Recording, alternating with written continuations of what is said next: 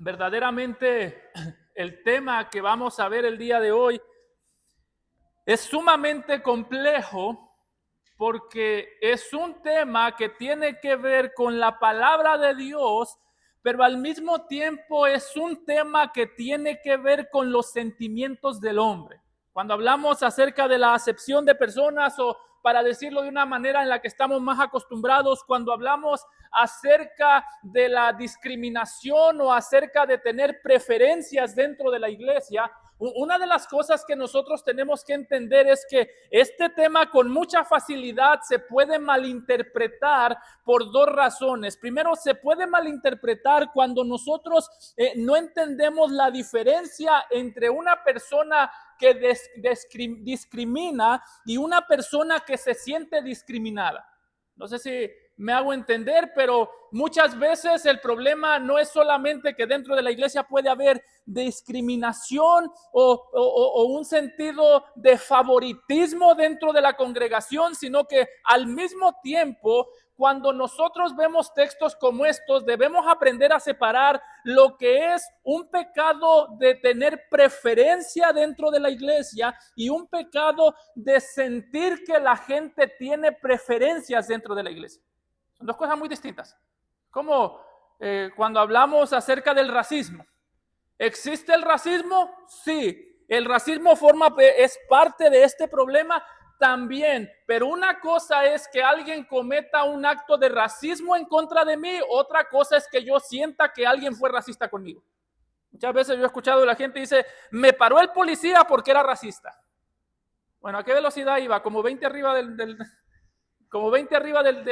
límite. No estamos hablando de un problema de racismo ahí necesariamente. No, pastor, pero es que otras personas también iban rápido y me vio a mi hispano y me paró. Usted está juzgando el corazón y está teniendo problemas más con lo que cree que pasó que con lo que realmente pasó. Así que lo primero que yo quisiera dejar en claro aquí, hermanos, es que para nosotros entender lo que Santiago está tratando de decirnos, lo primero que debemos hacer es cuidarnos de juzgar entre sentir que alguien está haciendo acepción de personas y estar seguro que alguien está haciendo acepción de personas.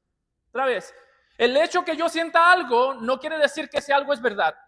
O el hecho que algo parezca algo no quiere decir que eso que parece algo realmente es lo que parece todo el tiempo. Esto es lo complejo de este tema, porque cuando nosotros pensamos en estos temas, lo que acepción de personas no quiere decir, y esto escúcheme muy bien por favor, acepción de personas no quiere decir que nosotros, para no cometer ese pecado de acepción de personas, tenemos el mismo tipo de relación con todo el mundo. Es decir, el hecho que yo no me lleve igual con todos no quiere decir que yo estoy discriminando a aquellos con los que tengo menos relación. Piense por un momento en Jesús. El mismo Señor Jesús tenía 12 apóstoles y alguien podría decir, eso es favoritismo porque tiene 12 habiendo tantos judíos. O el hecho que tenía 12 apóstoles, pero en lugares como Mateo 17, se nos dice que cuando vino a la transfiguración, el evento más grandioso que habían visto los apóstoles hasta este punto, se nos dice que 6 días después, Jesús tenía 12 apóstoles, pero Jesús tomó a Pedro, a Jacobo y a Juan su hermano y los llevó aparte a un monte alto. Alguien pudo haber dicho, ¿Jesús está discriminando a los otros 9? No. ¿Por qué? Porque tener una relación más íntima con una persona no me lleva a discriminar al resto de las personas que me rodean. Yo puedo tener muchas personas conocidas en la iglesia. El hecho que yo tenga una relación más íntima con una de todas las personas que hay en la iglesia no es acepción de personas. El hecho que Jesús aquí, imagínese usted no cree que los otros discípulos también deseaban ver la transfiguración. ¿No cree que cuando los discípulos leyeron los evangelios no hubiesen dicho, a mí también me hubiese gustado estar ahí? Sí. ¿Eso les daba el derecho de decir Jesús tenía favoritismo? No. No estamos hablando aquí, favoritismo no es cuando hay dos personas que tienen una relación más íntima que con el resto de la congregación. Favoritismo no es ni siquiera cuando se atienden las necesidades de la iglesia con distinta urgencia. Piense otra vez en la iglesia primitiva, en Hechos 6. Cuando se nos dice que la iglesia estaba enfrentando un problema porque las viudas tenían necesidad y los apóstoles mandaron a que se levantasen los primeros diáconos para cuidar específicamente las necesidades de las viudas. El hecho que se cuidase la necesidad de las viudas de una manera especial implicaba que estaban discriminando a las mujeres que no eran viudas. No, eso lo vimos nosotros la semana pasada. Estamos llamados a tener un cuidado especial por las viudas, por los pobres, por los enfermos. Así que una de las cosas que yo quiero dejar claro, hermanos, sería un terrible pecado que dentro de la iglesia empecemos a ver favoritismo o veamos favoritismo. También es un terrible pecado que nosotros le llamemos favoritismo a algo que no es favoritismo. De hecho, yo me atrevería a decir que es horrible que haya favoritismo. Es peor que yo me sienta con la libertad de llamarle favoritismo a algo que la Biblia no le llama favoritismo. Si el día de mañana aquí hay una boda y usted no está invitado, tenga cuidado de pensar que eso fue favoritismo. Usted no sabe la situación de los que organizaron la boda. Usted no sabe por qué no lo invitaron. Usted no sabe por qué invitaron a otros. Si el día de mañana hay un cumpleaños, tenga cuidado y toda la iglesia está invitada, menos yo. Tenga cuidado de decir, eso es favoritismo. Y si va a decir eso es favoritismo, vaya con el organizador de la fiesta y pregúntale, tú no me invitaste a mí porque yo no soy de tus favoritos. Y usted puede decir, pastor, pero es que ¿cómo le voy a preguntar eso? Eso da vergüenza. Bueno, si no le da vergüenza tirar el juicio, que tampoco le dé vergüenza hacer la pregunta para estar seguro del juicio. Otra vez, quiero ser claro, las dos cosas son peligrosas.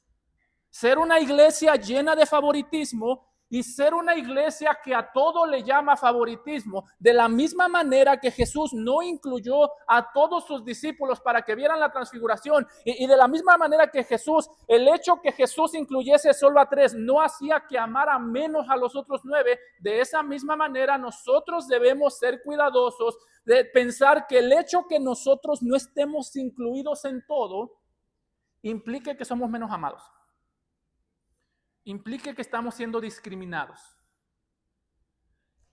Podríamos estarnos aquí mucho tiempo dando ejemplos. Piensa en David. David era íntimo amigo de Jonatán. Y hubiese sido muy inmaduro que los hermanos de David le dijeran, no, tú tienes preferencia por Jonatán, nos estás discriminando. No, una cosa no quita lo otro. El hecho que yo no esté incluido en todo no quiere decir que yo estoy siendo discriminado. El hecho que yo no tenga una relación íntima con todos de la misma manera no quiere decir que estoy siendo discriminado. El hecho que en muchos casos yo no sea ayudado igual como fue ayudado una viuda con la misma intensidad, con la misma intención, no quiere decir que me aman menos. Quiere decir que hay ciertos mandatos que la Biblia nos da que son más urgentes que otros. Por eso quisiera que por un momento veamos ¿qué es lo que la Biblia conoce? Y en este texto Santiago reconoce como acepción de personas. Y otra vez, este pasaje no está aquí para que diga, qué bueno que ya hablan de la acepción de personas porque yo me siento excluido, pastor. ¿Usted sabe lo que yo pienso de eso? ¿Usted se siente excluido o usted está siendo excluido? ¿O usted se está excluyendo a usted mismo? Porque son 3 cosas bien distintas. Yo me siento excluido, no quiere decir que me están excluyendo. Yo me estoy excluyendo a mí mismo. Si tú te estás excluyendo a ti mismo, nadie tiene la obligación de incluirte. Este pasaje no está aquí para eso. Este pasaje está aquí para que yo vea cómo en mi corazón están todas las semillas del pecado que me llevan a tener un tipo de favoritismo pecaminoso. La pregunta que responde este pasaje no es si nosotros vamos a tratar distinta a la gente. Es imposible que tratemos igual a todo el mundo. Lo que este pasaje pregunta, la respuesta que va a darnos es si la razón por la que nosotros tratamos distinta a la gente es por razones válidas y espirituales, o la razón por la que tratamos distinta a la gente es porque somos deslumbrados con los beneficios que podemos recibir de ellos. Por eso lo vamos a ver en dos partes. Vamos a ver los versículos 1 al 7, una fe que no juzga según apariencias. Y en los versículos del 8 al 13, vamos a ver una fe que trata con misericordia y amor. Note que ambas cosas son el fruto de la fe. Uno es un fruto negativo, algo que nos deba a no hacer, una fe que no juzga según apariencias. No es que no juzga, toda la fe juzga y estamos obligados a juzgar, pero no nos dejamos guiar por la apariencia. Y note que así es como inicia el texto. Note que dicen los versículos 1 al 3, hermanos míos. Estamos hablando de un problema que le puede suceder a los cristianos. No dice paganos, no dice incrédulos, dice hermanos míos. Que vuestra fe en nuestro glorioso Señor Jesucristo sea sin acepción de personas. Porque si en vuestra congregación entra un hombre con anillo de oro y con ropa espléndida, y también entra un pobre con vestido andrajoso, y miráis con trae la ropa espléndida y le decís, siéntate tú aquí en buen lugar, y decís al pobre, estate tú allí en pie o siéntate aquí abajo, termina diciendo en el versículo 4, ¿no hacéis acepción de personas? Esa es la conclusión de Santiago. Y note que en primera instancia la acepción de personas no sucede cuando hay una relación con una persona más íntima con otra. ¿Por qué? Porque en este pasaje que nos presenta Santiago, la iglesia no tenía relación con ninguno de los dos. No es que conocían al rico y desconocían al pobre. No, de hecho, se nos da por sentado, sabemos por 1 Corintios 12, que en aquel tiempo ya se acostumbraba que los incrédulos visitaran las iglesias, y se nos da por sentado que lo que estamos hablando aquí es de dos personas que la iglesia no conoce, con los que no tiene relación, que los está viendo por primera vez, y se nos da aquí un sentido de trato distinto, no por la relación que se tiene, sino por la apariencia que cada uno tiene. Note, no estamos hablando de relación distinta. Estamos hablando de dos apariencias distintas que hicieron reaccionar a la iglesia de manera distinta. Y hay un sentido, hermanos, que lo que el texto está haciendo es mostrarnos que la manera en la que nosotros discriminamos a veces, o este tipo de favoritismo, es un pecado que se mezcla con el pecado del amor al dinero. ¿Se nota? El texto no nos dice que el rico los atrajo más por su personalidad. No nos dice si era una persona carismática. No nos dice si era una persona popular, si era muy conocida. Lo que sí nos dice es que este tipo de favoritismo surgió por lo que vieron con los ojos.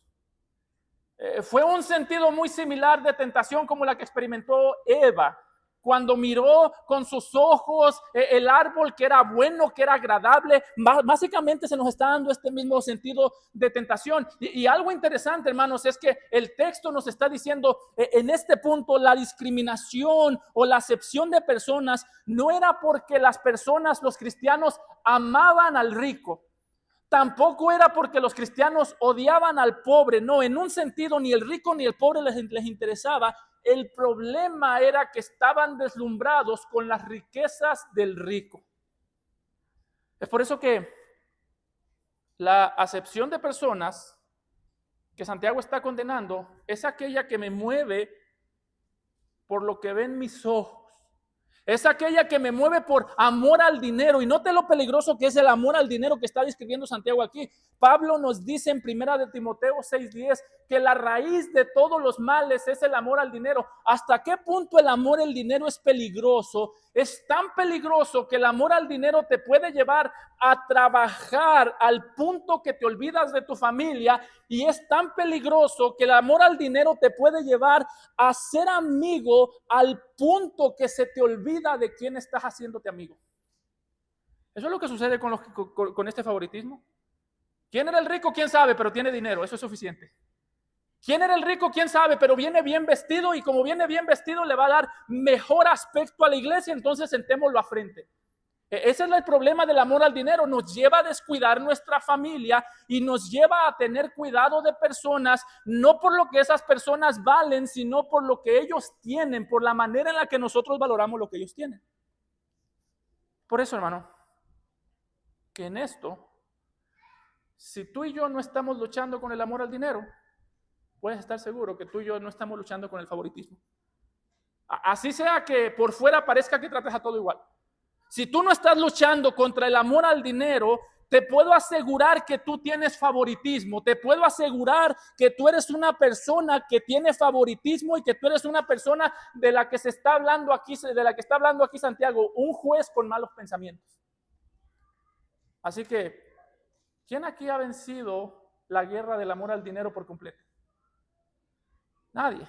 Entonces todos nosotros tenemos una tendencia al favoritismo. Piénsalo de esta manera. ¿Sabes por qué tú en tu trabajo te es fácil hablarle sin pensar a tu compañero de trabajo, pero practicas cada guión antes de hablar con tu jefe? No es solamente por respeto, no. Si a nosotros nos es fácil hablar, una manera de favoritismo es cuando nosotros podemos hablar con mucha facilidad, con mucha ligereza, con los compañeros de trabajo que no tienen poder sobre el sueldo, pero tenemos todo el cuidado del mundo para hablar con nuestro jefe porque él sí tiene poder sobre el dinero. Ahí es favoritismo.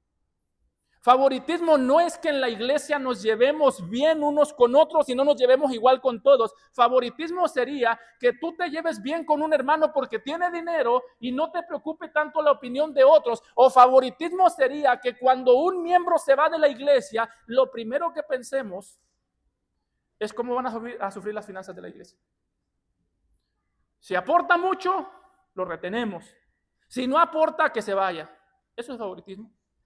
Y note cómo el texto describe este pecado. Este no es un pecado menor. Note que el texto está haciendo un contraste entre la gloria del Señor Jesucristo y la gloria de este hombre rico que entró a la congregación. En el versículo 1, Santiago describe al Señor Jesucristo o lo declara, habla del Señor Jesucristo como un Salvador glorioso. Dice: hermanos míos, que vuestra fe en nuestro Señor Jesucristo, en nuestro glorioso Señor Jesucristo, sea sin acepción de personas.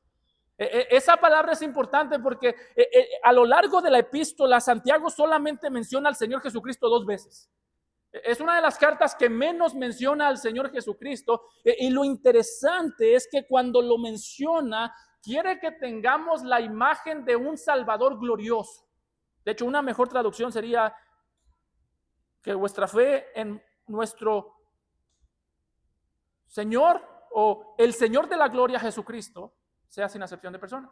La imagen que nos está dando es la misma imagen que dio Moisés en Éxodo 40:34, cuando se nos habla de la gloria del Señor entrando en el tabernáculo, y se nos dice que cuando la gloria del Señor entró al tabernáculo, dice que entonces una nube cubrió el tabernáculo de reunión y la gloria de Jehová llenó el tabernáculo. Es la misma imagen que quiere Santiago que nosotros tengamos: la gloria de Dios, la gloria del Señor Jesucristo cubriendo esta iglesia.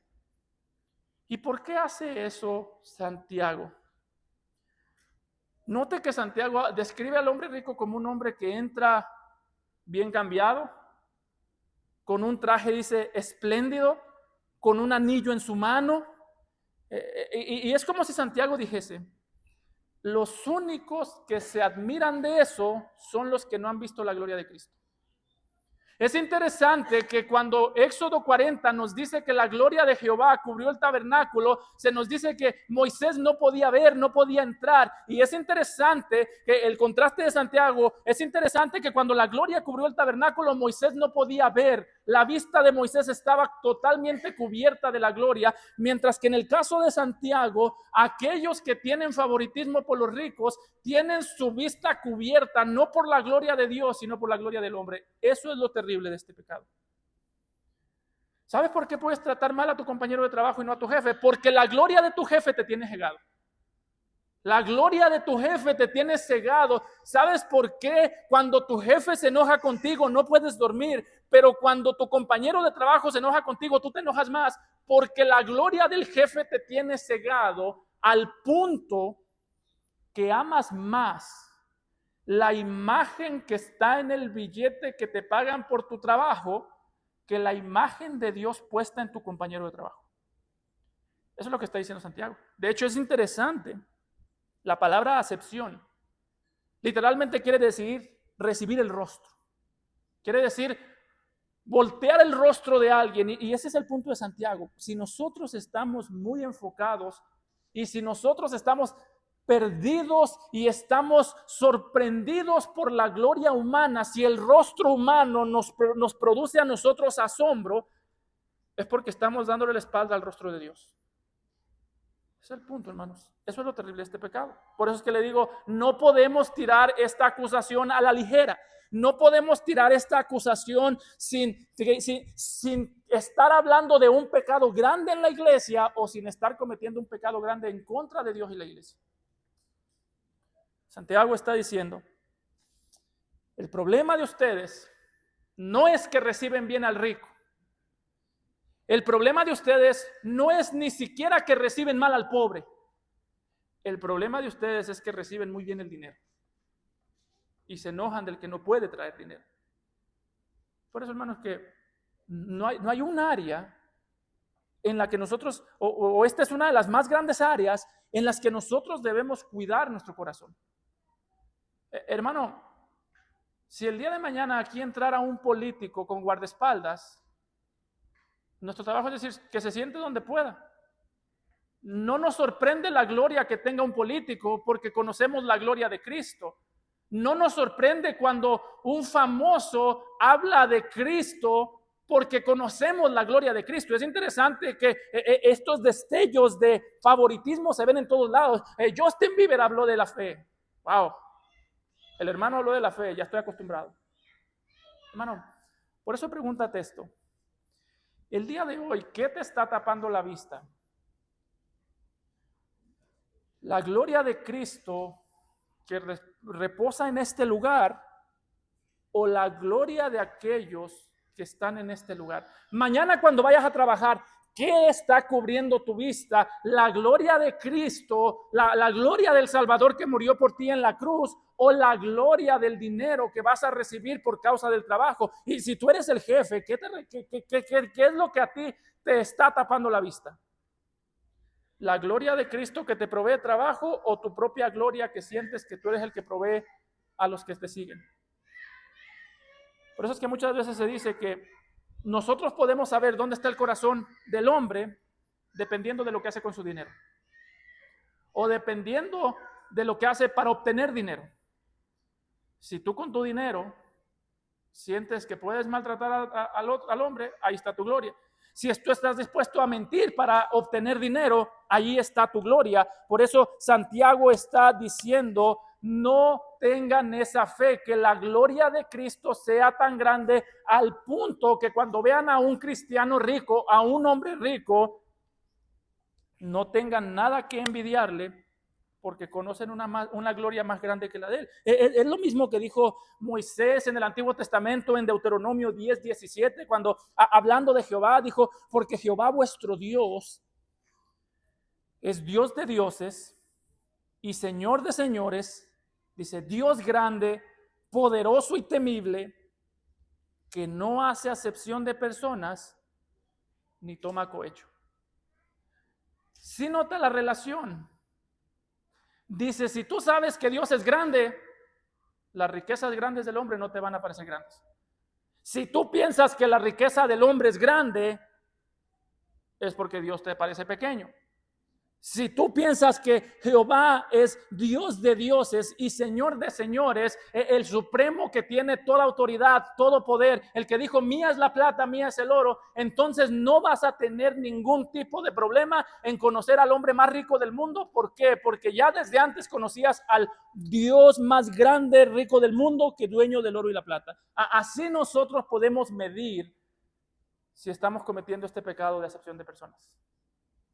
No por las relaciones, no solamente por las relaciones, sino por nuestra relación con el dinero. No acepta cohecho. No se sorprende el Señor cuando ve a un rico. Para él, dice Isaías, las naciones del mundo son como polvo. Para él, las naciones del mundo son como una gota de agua. Es decir, la nación más rica del mundo, para Dios, no lo sorprende más de lo que lo sorprendería una gota de agua. ¿Por qué a nosotros sí nos sorprende la riqueza? ¿Por qué a nosotros sí nos sorprende la capacidad de hacer dinero? ¿Por qué a nosotros sí nos sorprende la capacidad que muchos tienen de construir grandes imperios? Porque seguimos diciendo o seguimos buscando que nuestra ciudadanía esté en la tierra mientras hablamos como ciudadanos del cielo. Eso era lo grave de este pecado. Y note que el pecado no era el hombre rico como tal. Porque este no es un pasaje de guerra entre ricos y pobres. Porque el texto no nos está diciendo que el hombre rico llegó pidiendo un trato preferencial. Solamente dice en el versículo 2 que el hombre rico entra, trae una vestimenta llamativa, pero Santiago ni siquiera condena al hombre rico. Dice, entra y trae una vestimenta llamativa, al mismo tiempo entra un pobre y trae una vestimenta llena de sucia, andrajosa. Dice, ¿cuál de los dos estaba pecando y cuál estaba bien? Santiago no le interesa decir eso. Porque el problema no son los ricos solamente, el problema es cómo nosotros percibimos a los ricos. Y el problema de la discriminación o el problema de la acepción de personas no es un problema solamente de ricos contra pobres, sino un problema de pobres contra ricos y ricos contra pobres. Un problema de nacionalidad contra nacionalidad, un problema de habilidades contra habilidades. De hecho, es interesante que el mismo apóstol Pedro tuvo este problema. En Hechos 10:28, Pedro, siendo un hombre pobre, siendo un pescador, cuando fue llamado a la casa de Cornelio, uno de los hombres posiblemente de los más ricos del reino, se nos dice en Hechos 10:28, mira cómo entró Pedro. Vosotros sabéis, un pobre hablando con un rico, vosotros sabéis cuán abominable es para un judío juntarse o acercarse a un extranjero, pero a mí me ha mostrado Dios que a ningún hombre a ningún hombre llame común o inmundo. Si ve que no es un problema de dinero, no es una guerra de rico contra pobre, es una guerra de ser guiado por las apariencias que ven mis ojos. Es una guerra de carnalidad. ¿Por qué es que nosotros tendemos a etiquetar a una nacionalidad de cierto pecado, lo que sea? Los de tal nacionalidad no sirven para trabajar, pastor. Los de esta nacionalidad sí. Los de tal nacionalidad no son buenos jefes. Los de esta nacionalidad sí. No es un problema cultural, es un problema carnal. Pedro mismo lo dice, pero a mí me ha mostrado Dios. Yo tuve que conocer mejor a Dios para saber cómo tratar mejor al hombre. Yo tuve que conocer mejor a Dios para ver que lo más inmundo no era el judío, sino que lo más inmundo era lo más inmundo no era el gentil, sino que lo más inmundo era mi manera de tratar con el gentil. Yo tengo que hacer lo mismo si tengo esa tendencia a dejarme llevar por lo que ven mis ojos. Quizás lo más inmundo no es lo que ven mis ojos, sino el corazón detrás de mis ojos. Y ese es el punto de Santiago, que nuestra fe en nuestro glorioso, si estás lleno del conocimiento de la gloria de Cristo, ninguna gloria humana te va a sorprender y ninguna vergüenza humana te va a sorprender al punto de pensar o te va a asustar al punto de pensar que esa vergüenza humana es mayor que la gloria de nuestro Señor Jesucristo. Por eso es que Santiago dice, si te sorprende el rico, es porque eres un ignorante de la gloria de Cristo. Si te avergüenza el pobre, es porque eres un ignorante de la gloria de Cristo. ¿Y por qué nos sorprende el rico y nos avergüenza el pobre? Dice Santiago en el versículo 4, no hacéis distinciones entre vosotros mismos y venís a ser jueces con malos pensamientos. Sí nota que Santiago no pone aquí una guerra de clases. Esto no es el comunismo contra el capitalismo. Y que muchos lo han usado así, que viva el comunismo con este texto. Esto es una guerra con la mente. Dice, venís a ser hombres de malos pensamientos. De hecho, si tú piensas que por tener menos recursos tú eres más espiritual que un rico, estás cometiendo el mismo pecado. Si tú piensas que por ser una minoría en este país tú no puedes ser racista contra una mayoría del país, estás cometiendo el mismo pecado. El pecado no es pobres contra ricos, protegidos contra desprotegidos, víctimas contra victimarios. El pecado es pecadores ignorantes de quién es Dios, ignorantes de la gloria de Cristo contra el mundo entero. Es un problema de ignorancia acerca de Dios. Por eso la próxima vez que tú te encuentres a ti cayendo en esta dinámica de ese se ve buena gente, o ese se ve mala gente, o ese se ve simpático, el otro piensa, esto es un problema de cómo tú estás conociendo a Dios en tu mente. Otra vez lo dice Santiago, venís a ser malos jueces con malos pensamientos, vienen a ser personas que tienen la capacidad de juzgar, pero no tienen la capacidad de analizar lo juzgado. De ahí es donde sale todo ese juicio. Y eso es algo que afecta a todas las áreas, hermano. El punto es claro, tú no puedes volverte un juez malo sin menospreciar la obra de Cristo. Tú no puedes menospreciar la nacionalidad de tu hermano sin antes haber menospreciado a Cristo. Tú no puedes menospreciar la obra o el estatus social de tu hermano sin antes haber menospreciado a Cristo. Y en este sentido, hermano, tú no puedes presumir tus virtudes a tu hermano sin antes menospreciar a Cristo. ¿Tú sabes por qué a veces nosotros comparamos a nuestros hijos? Y decimos, bueno, mis hijos no son como tales. Porque antes de hacer esto, tú ya menospreciaste a Cristo. Tú estás diciendo, mis hijos no necesitan a Cristo como esos. No, pastor, yo sé que mis hijos necesitan a Cristo. No, si tú supieras que necesitan a Cristo, no los presumirías, no presumirías su gloria. Tú estarías tan cautivo de la gloria de Cristo que tú verías con urgencia la necesidad que tus hijos tienen de Cristo, y tú estarías tan cautivos de la gloria de Cristo que no tendrías tiempo de comparar la gloria de tus hijos con la vergüenza de los hijos de otros. En todas las áreas de nuestra vida que nosotros empezamos por esto, siempre que empezamos por esto, el problema es el mismo: jueces con malos pensamientos, jueces que juzgan según la apariencia, jueces que quieren tomar el lugar de Dios y jueces que necesitan llenar su cabeza de la palabra de Dios. Hermanos, yo creo que si hay un tema que va a dividir esta iglesia es ese.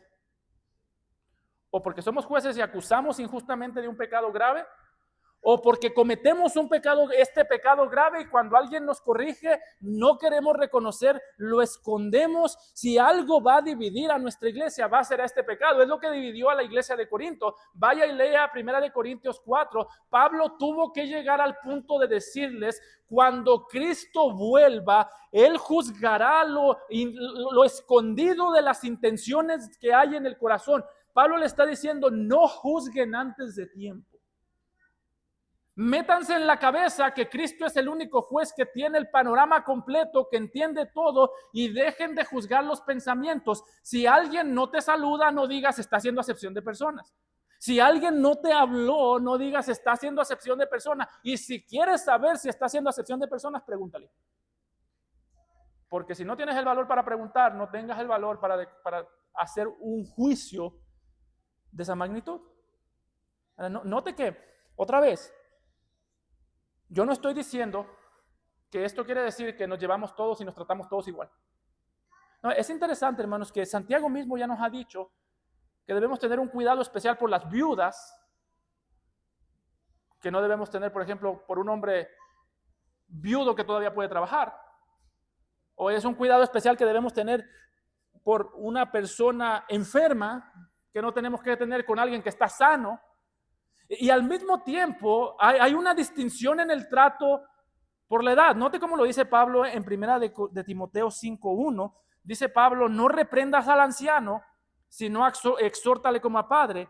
a los más jóvenes como hermanos. Note que el trato cambia. La exhortación es la misma. Está diciendo, exhorta con la palabra al anciano como si fuese tu padre, al joven como si fuese tu hermano. Si usted alguna vez ha escuchado la manera que uno le habla al padre y la manera en la que uno le habla a un hermano, son dos maneras bien distintas.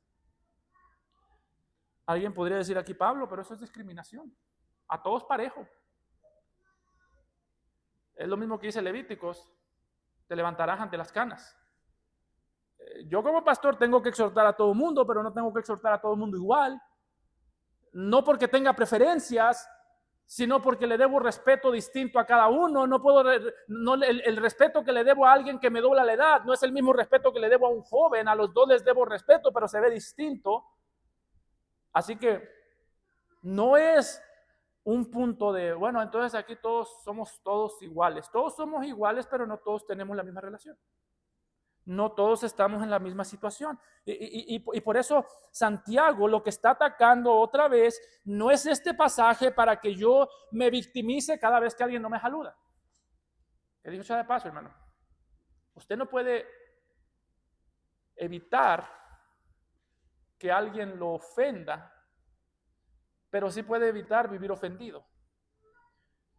En este sentido, Santiago no está dándonos este pasaje para decir, no me saludó, discriminación. No me invitaron a la fiesta, discriminación. No me invitaron a la boda, discriminación. No, Santiago está diciendo, te tratan según cómo te ven. Ahora, si usted dice, no tengo carro y me menosprecian a mí porque no tengo carro, eso sí es discriminación. Eso es la versión de un hombre que llega con anillo en aquel tiempo. Hoy en día sería un hombre que lleva en su Tesla. Pero Santiago, note que cuando nos da la motivación de cómo tratar o por qué luchar contra este pecado, primero da por sentado que este pecado va a tocar a nuestra puerta. Todos nosotros tenemos una tentación todos nosotros tenemos una imagen muy pequeña de Dios. Todos nosotros nos deslumbramos con la gloria mundana, con la gloria del mundo. Todos nosotros queremos ser vistos como grandes ante las personas que se ven gloriosas. Y por eso cuando Santiago quiere corregir esto, no comienza corrigiendo centrado en el hombre, comienza a corregir centrado en Dios. Dice, hermanos míos, oíd. Versículo 5, no ha elegido Dios a los pobres de este mundo para que sean ricos en fe y herederos del reino que ha prometido a los que le aman, pero vosotros habéis afrentado al pobre. No os oprimen los ricos y no son ellos los mismos que os arrastran a los tribunales. No blasfeman ellos el buen nombre que fue invocado sobre vosotros. Note que Santiago no dice traten mejor al pobre porque el pobre es más agradecido o porque el pobre es más humilde. No, el punto no está en el pobre. Santiago lo que está diciendo es, ustedes tienen que repensar no la diferencia entre el pobre y el rico, sino como la diferencia que hay entre el pobre y Dios. Él empieza con Dios. No ha elegido Dios, dice. Está diciendo Santiago, no ha elegido Dios a los pobres. Y otra vez, no está diciendo Santiago que todos los pobres son ricos. Perdón, que todos los pobres son salvos. No está diciendo que todos los pobres van a ser mejores personas. No, tenemos el ejemplo de Mateo 27. Este hombre rico que honró a Jesús dándole su tumba, honró a Jesús, José de Arimatea, este hombre rico que honró a Jesús poniéndolo en un lugar adecuado, en una tumba nueva, mientras un montón de pobres gritaban crucifícale. No estamos espiritualizando la pobreza.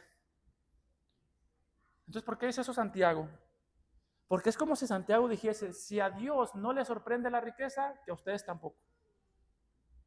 Si Dios no se inclina ante la riqueza, ustedes tampoco. Si Dios no utiliza la riqueza como una motivación para tratar bien al hombre, ustedes tampoco.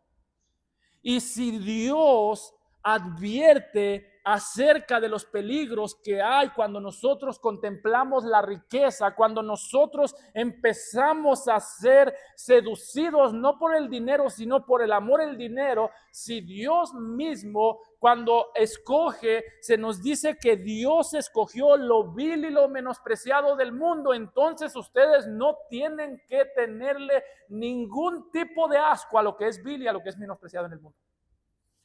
Aquí no es un punto de ponernos contra el pobre, aquí es un punto de ponernos contra Dios. ¿Por qué?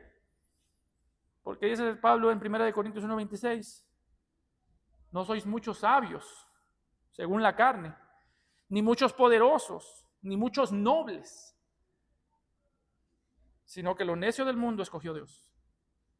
Note que las palabras de Pablo, qué interesantes. No sois muchos sabios según la carne, ni muchos poderosos. Pablo no está diciendo que Dios no salva a los poderosos, está diciendo que no salva a muchos poderosos.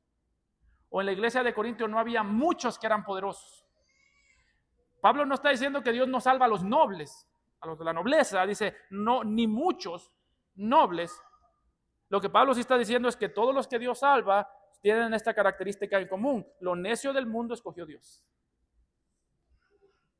¿Sabes?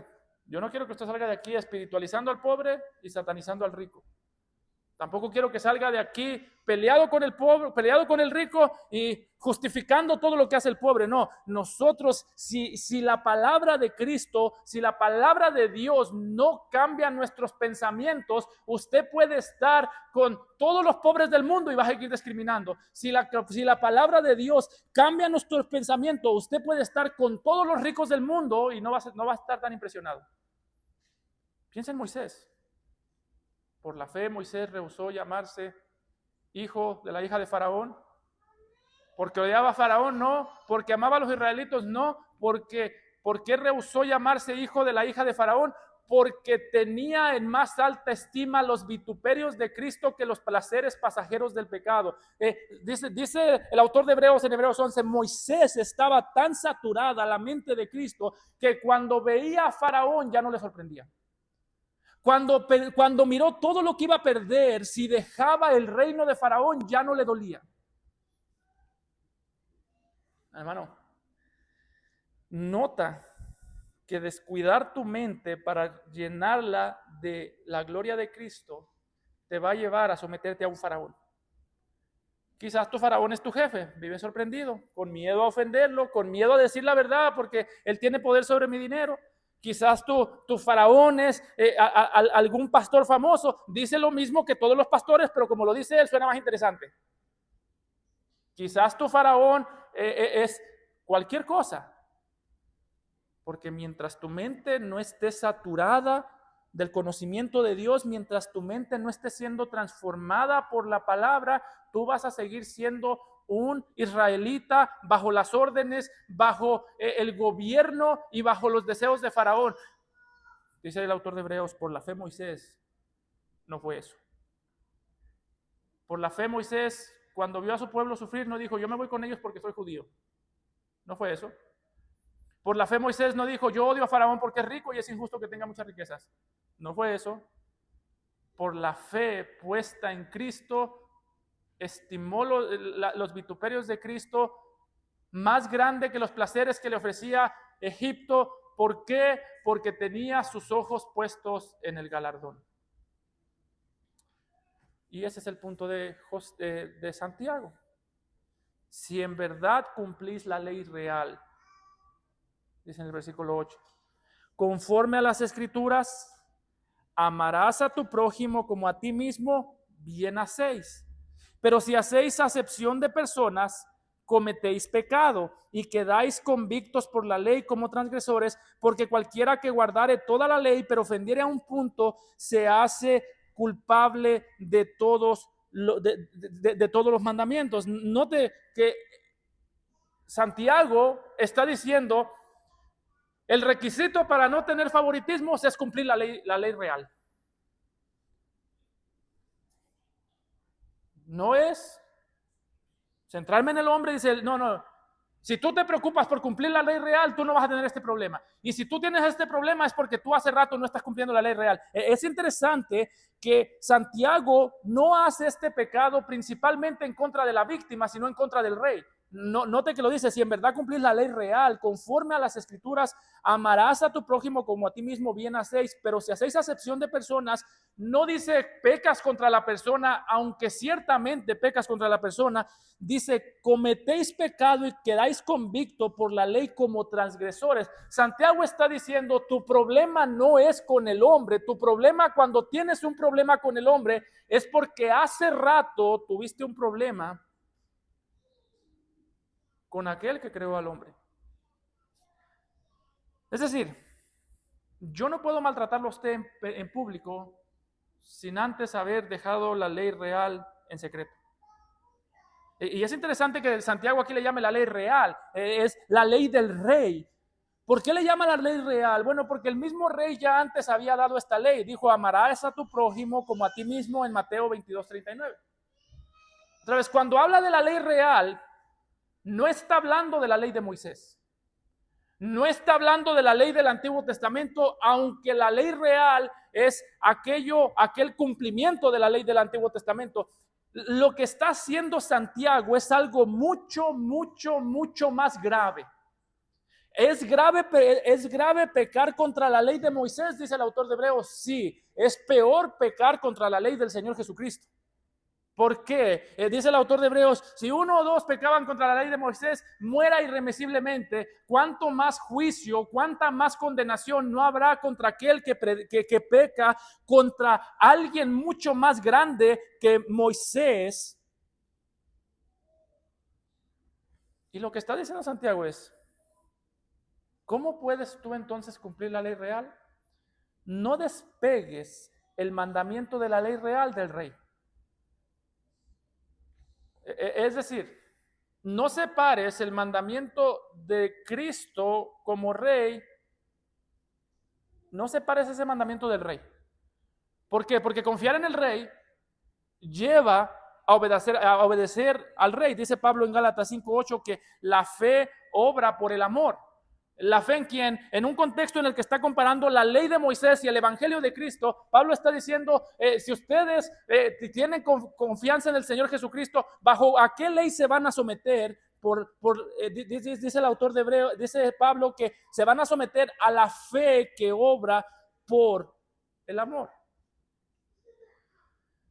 ¿Sabe usted, hermano, por qué a nosotros se nos hace tan fácil pecar contra nuestros hermanos? Porque tenemos una desconexión de Cristo y sus mandamientos.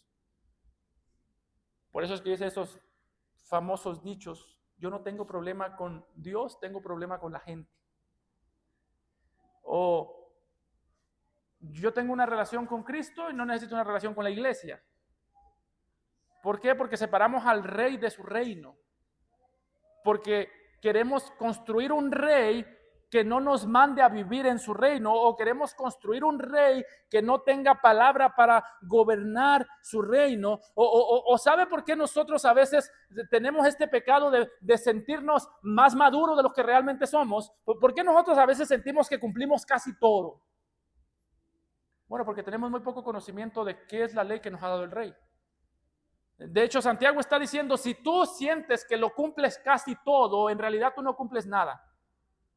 Porque cualquiera que guarda toda la ley, pero ofendiera en un punto, se hace culpable de todos. Está diciendo Santiago, no existe tal cosa como una obediencia casi obediencia, o una obediencia casi perfecta. No existe tal cosa como una división de la ley de Cristo. Y yo me atrevería a decir, no existe tal cosa como una división de ninguna ley en la Biblia. Yo sé que existe esto de la ley moral, la ley civil y la ley ceremonial. Bueno, para la Biblia eso es ajeno. Cristo mismo cuando habló de la ley vino y describió la ley como una sola cosa. Dice en Mateo 5:17, yo no vine a abrogar, sino que yo vine a cumplir la ley. ¿Cuál ley? La ceremonial, la civil. Dice Jesús, solo hay una ley. Y por eso, tú no puedes pecar contra un mandamiento de la ley sin pecar contra toda la ley, porque al pecar contra un mandamiento de la ley, estás pecando contra el que dio toda la ley. Y es lo que está diciendo Santiago. Oh, tú te sientes maduro que casi lo cumples todo. Bueno, si fallas en uno ya no lo cumpliste todo.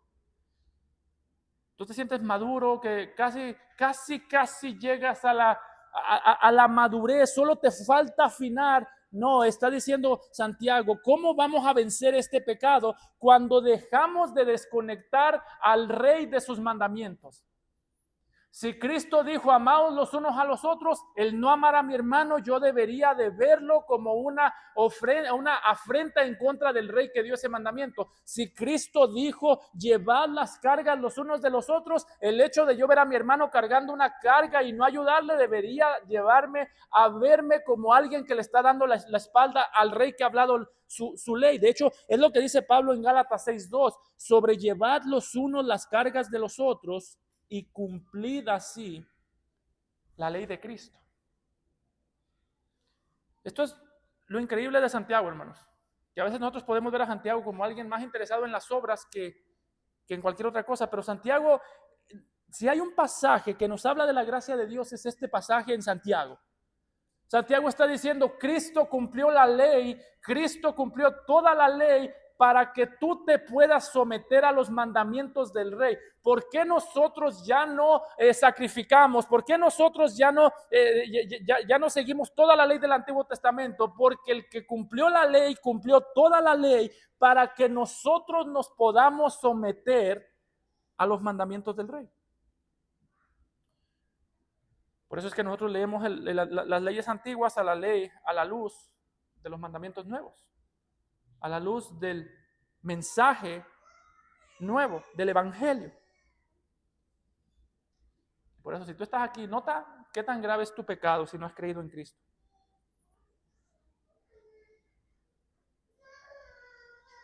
Tú puedes decir, yo no he matado a nadie. Tú puedes decir, yo no he robado a nadie, así que estoy bien. Nota que dice Santiago, porque el que dijo, no cometerás adulterio, también ha dicho, no matarás. ¿Sabes qué es lo terrible? Si tú no has matado a nadie, pero has mentido, tú no vas a ser juzgado como un mentiroso. Tú vas a ser juzgado como un asesino mentiroso. Pero yo no he matado a nadie, sí, pero el que dijo no mates también dijo no mientas. Y para él toda su ley es una sola cosa. Así que no puedes pecar contra un solo mandamiento sin que seas culpable de todos los demás.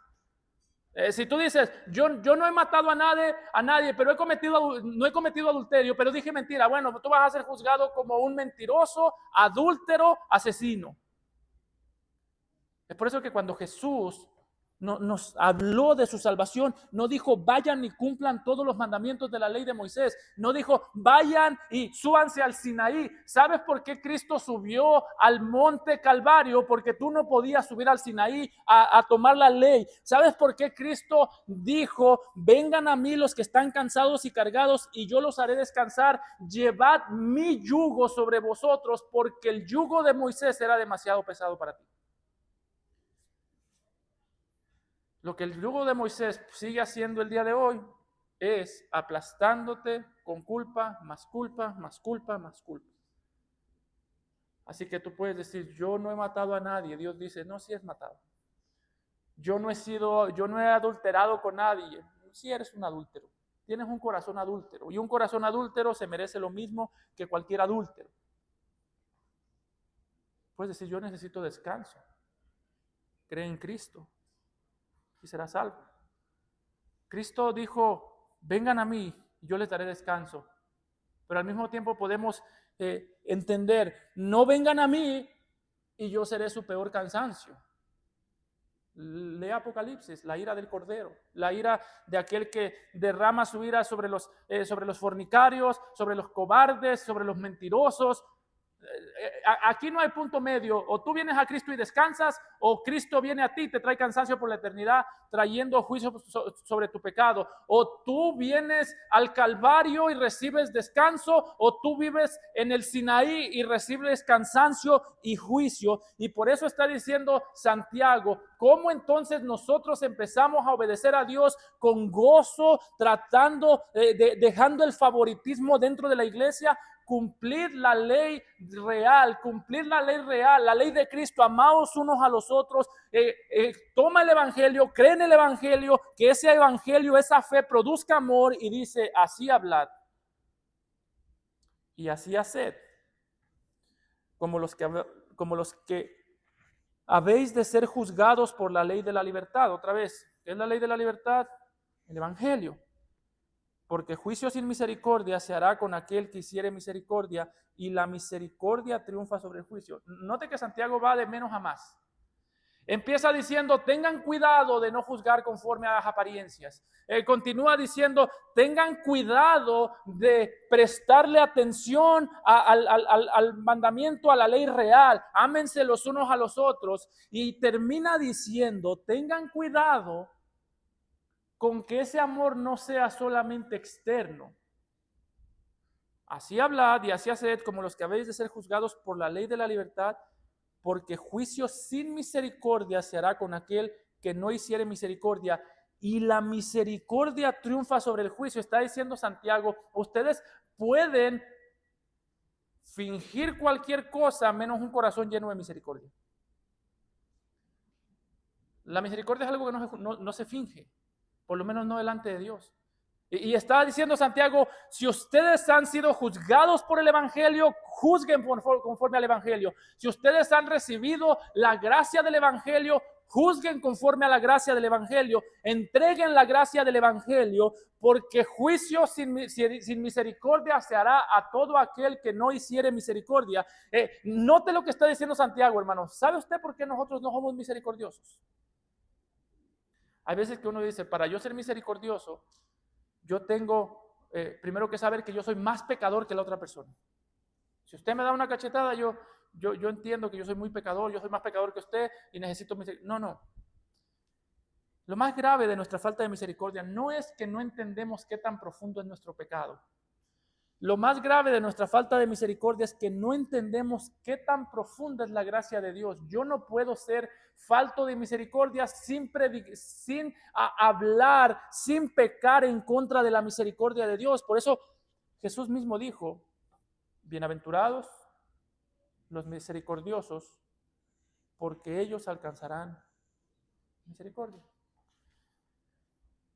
Si tú no quieres ser misericordioso con las debilidades de tus hermanos, no quieres ser misericordioso con las debilidades de tu esposa, de tu esposo, tú debes preguntarte si tú has alcanzado misericordia, si tú conoces misericordia.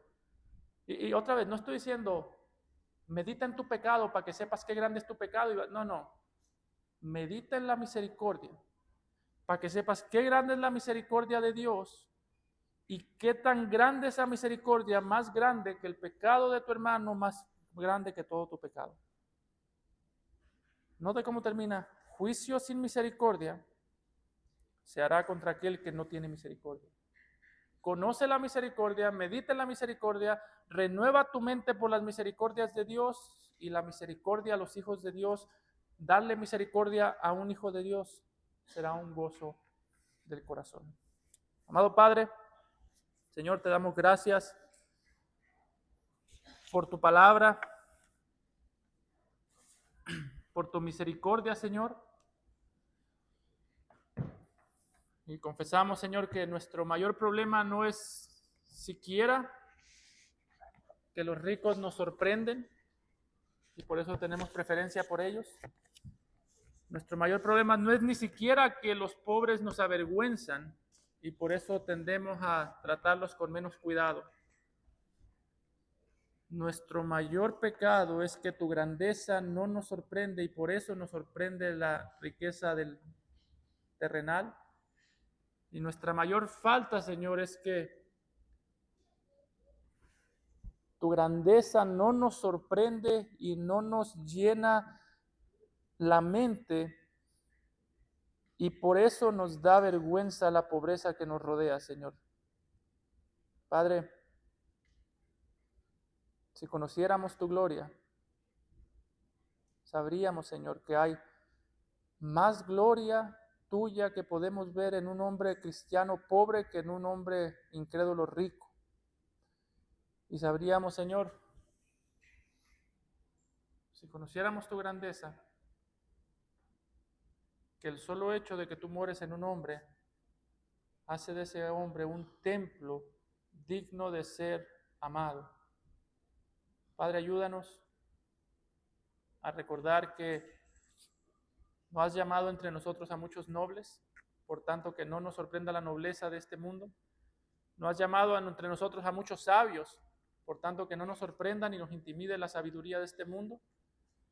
Y Señor, ayúdanos a recordar que lo vil y despreciado del mundo escogiste tú para avergonzar a lo grande.